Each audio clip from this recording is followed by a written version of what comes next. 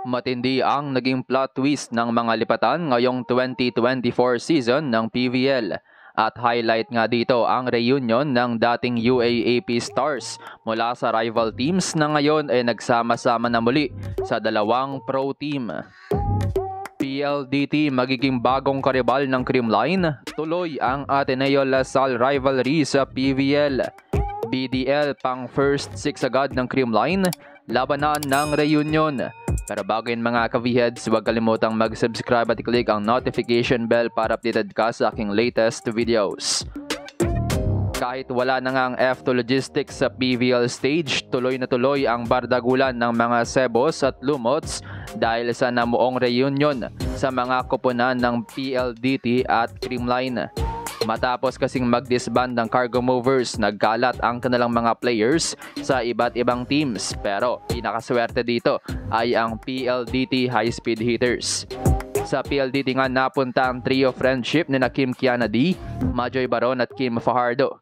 Kaya naman todo excited at hyped up ang PLDT fans dahil muli nilang makakasama ang long-time Lasal teammate na si Mika Reyes. Do may ibang balita na posible pang hindi makabalik this first All-Filipino Conference si Mika Reyes dahil sa kanyang injury. Makakasama rin ng apat ang isa pang Lasalian na si Erica Santos.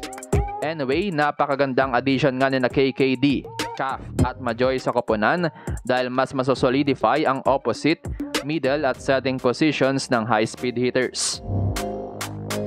Pinaka-vital dito ay si KKD dahil kailangan ng team ng solid scoring machine. Inconsistent din kasi ang offensive weapons ng PLDT. Magiging matindi rin ang salitan ni Rhea de Maculangan at Kim Fajardo na parehong dating national team setters. Habang mas lalo pang aangat ang blocking ng PLDT dahil may Majoy Baron tapos kada-diagonal nito ang 6'3" na si Del Palomata or si Mika Reyes. Habang sa kabilang banda, 5 players naman ang magre-reunion, ang Season 77 Ateneo Lady Eagles. Kasama dito ang team captain na si Alyssa Valdez, Gia de Guzman at Ella De Jesus. Sasamahan na nga sila ng kanilang former Atenistas mula Chocomucho Flying Titans na sina Bea de Leon at Denden Revilla.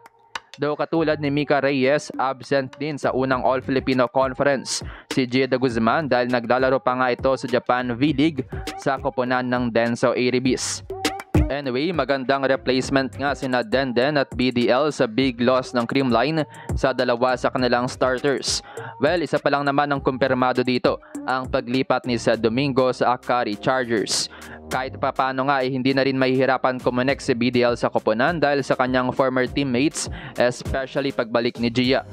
Habang hindi naman kumpirmado kung totoo bang umalis na rin sa koponan ng Cool Smasher si Kyla Tienza. Nevertheless, solid addition pa rin for sure si Denden Lazaro Revilla. Maraming fans nga sabik na ulit makita ang pag-cover ni Denden kay Alyssa Valdez at pati na rin ang connection ni Gia at BDL. Anyway, exciting nga na makita ang pagtatapat ng PLDT at Creamline dahil parang babalik lang ulit sa UAAP Season 77 to 78 kung saan todo ang bakbakan ng Ateneo at Lasal. Gia Morado versus Kim Fajardo, Alyssa Valdez versus Kim Kiana D sa scoring at BDL versus Majoy Baron sa net. Ang matindi pa nga dito ay never pang natatalo ng PLDT ang Creamline sa buong PVL history. Kaya malaking tanong ngayon, will they finally make it? Moving on, tiwalang-tiwala naman si Creamline coach Sherwin Meneses sa kanyang dalawang bagong recruits with Denden Revilla at Bea de Leon. Naniniwala nga si coach na mabilis na transition ng dalawang players para maka-adapt sa sistema ng Creamline. Ayon kay Coach Meneses, Bea and Denden will be a big boost for us. Bea will be a big help on our attacking while Denden will strengthen our defense. Dagdag pa niya, it will be easy for them to adjust to our system because they're already veterans.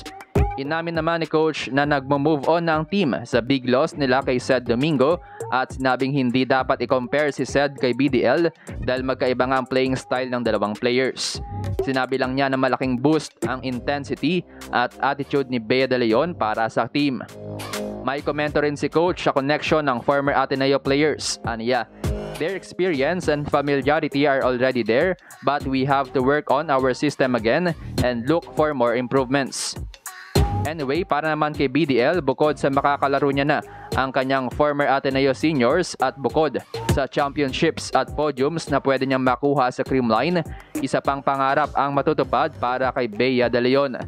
Makakalaro na nga niya finally sa isang team ang kanyang Ultimate Lasal idol na si Michelle Gumabaw.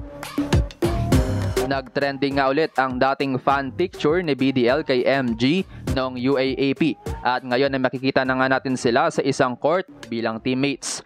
Parehong intense maglaro at may swag, bagay na dapat abangan ng mga fans.